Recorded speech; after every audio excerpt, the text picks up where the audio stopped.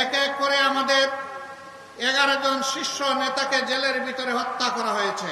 ফখরুদ্দিনের দুঃশাসনের 2 বছর, পরবর্তী শেখ হাসিনার ফ্যাসিজমের 15.5 বছর, এই 17.5 বছর ভীষণ কষ্ট এবং যাতনার মধ্যে ছিল।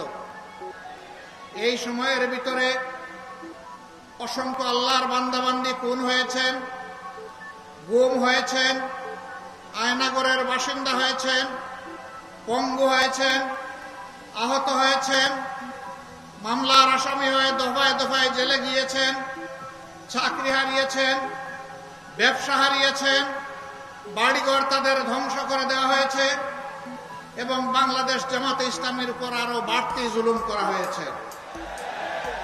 এক এক করে আমাদের 11 জন শীর্ষ নেতাকে জেলের ভিতরে হত্যা করা হয়েছে। দেশের সব কয়টি কার্যালয় কার্যত সিলগালা করে রাখা হয়েছিল।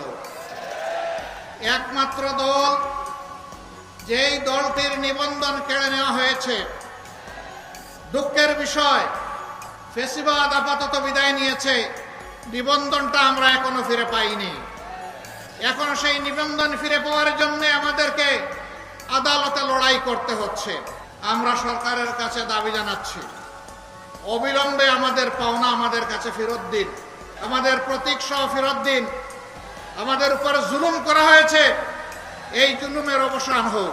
একে একে সকলেই মুক্তি পেয়েছেন, কিন্তু আমাদের কলিজার টুকরা বাংলাদেশ জামাতে ইসলামের তৎকালীন ভারপ্রাপ্ত সেক্রেটারি জেনারেল জনাব এটিএম আজহারুল ইসলাম এখনো মুক্তি পাননি। কেন তিনি মুক্তি পাননি? সম্মানের সাথে অবিলম্বে আমাদের বুকে তাকে ফিরিয়ে দিন।